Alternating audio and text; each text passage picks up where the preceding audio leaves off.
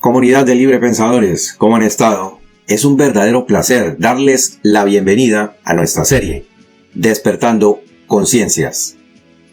En este informe tendremos el análisis de las siguientes noticias.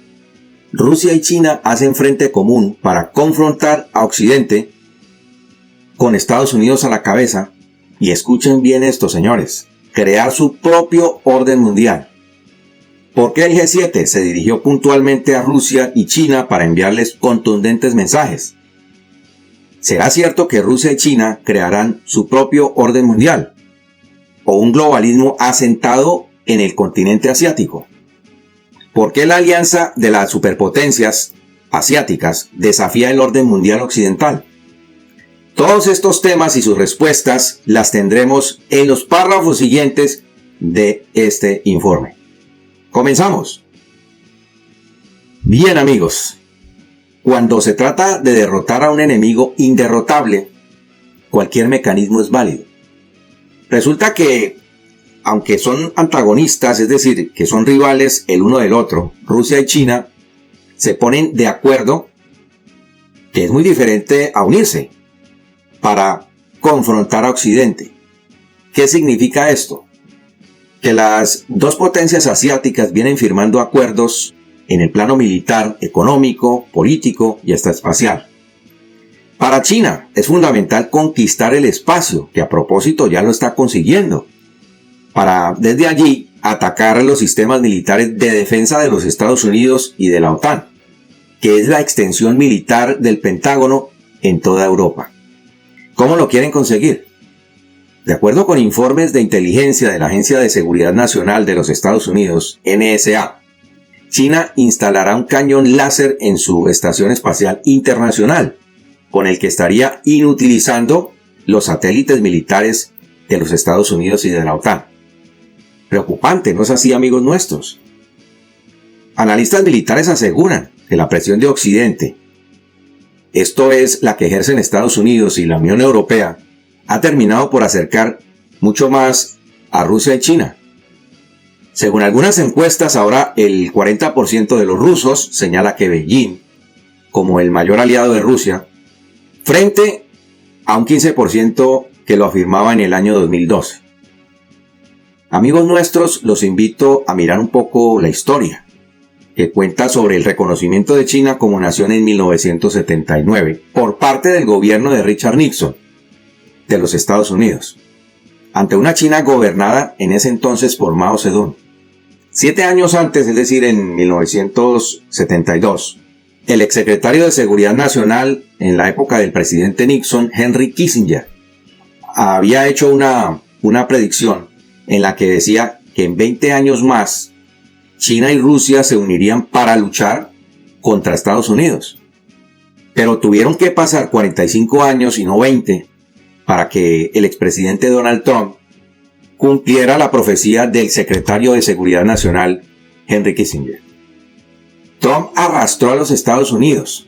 Esa es, digamos, una de las conclusiones de los analistas, a una guerra comercial con China, al mismo tiempo que le tendía una mano a Vladimir Putin y se mostraba contrario a la hora de sancionar a Rusia.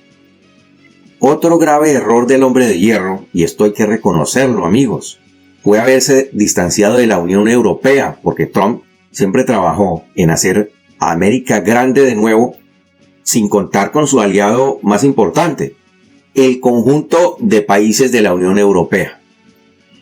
A pesar de la aparente predilección de Trump por el líder ruso, la falta de entendimiento entre los líderes occidentales y el Kremlin durante los últimos 7 años ha acentuado aún más el gradual acercamiento entre Moscú y Beijing.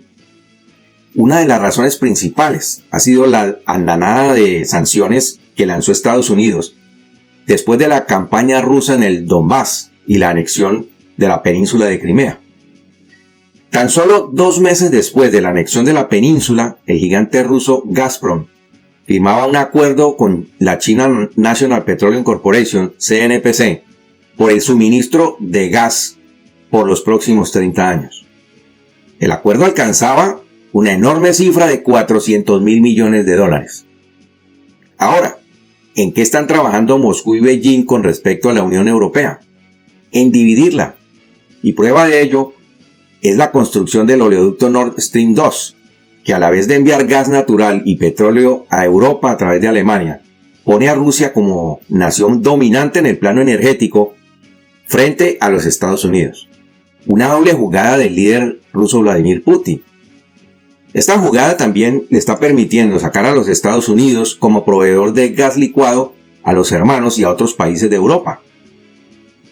Los viajes que ha hecho las autoridades rusas a China, como por ejemplo el del ministro de Exteriores Sergei Lavrov, el pasado 22 de marzo, para criticar las injerencias occidentales y ejercitar músculos, se han convertido en un componente clave de la política exterior de Rusia.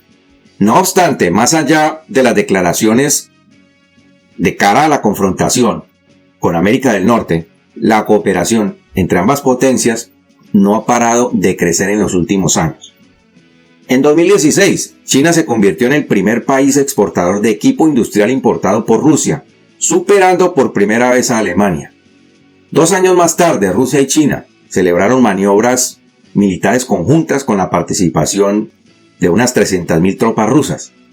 Además, la gradual reorientación de las exportaciones de petróleo ruso hacia el este hizo que Rusia superara a Arabia Saudita en 2019 como el principal exportador de petróleo hacia China.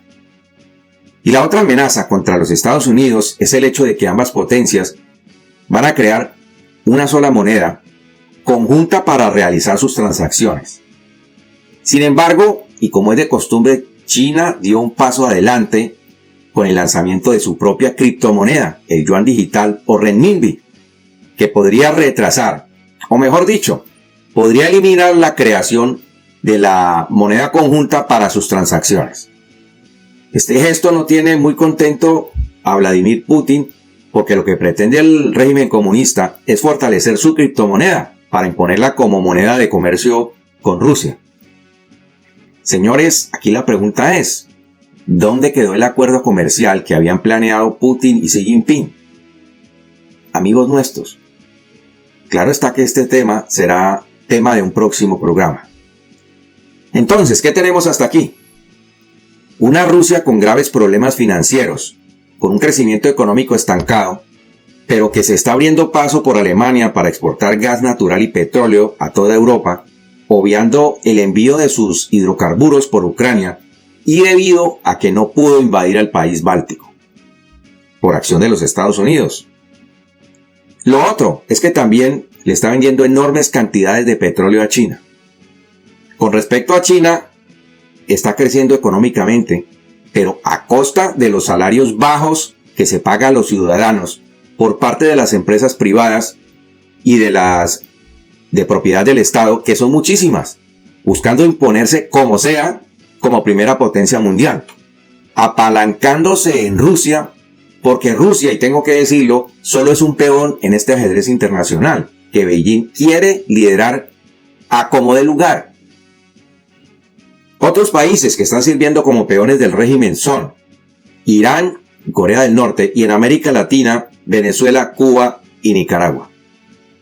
Ahora, a medida que la cooperación con la balanza desequilibrada hacia China se intensifica, también mejora la percepción que muchos rusos tienen de su vecino asiático.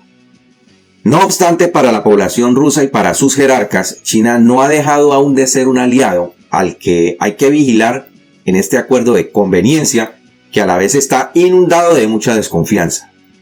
Ambos países se vigilan mutuamente y con mucho recelo. A la pregunta del por qué el G7 se dirigió a los dos gigantes asiáticos de manera contundente. Señores, esta poderosa alianza maligna y grande, enorme, es una amenaza para Occidente y no es de ahora, porque eso viene desde décadas atrás, sino que desde hace unos 6 años atrás se está acentuando y como siempre Occidente se está reaccionando muy tarde.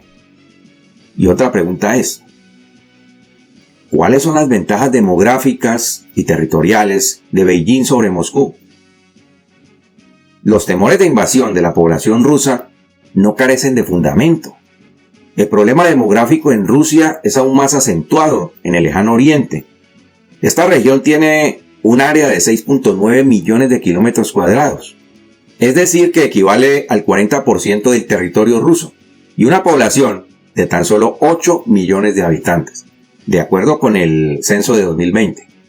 En comparación, China tiene un área de 9.6 millones de kilómetros cuadrados y una población estimada de 1.400 millones de habitantes.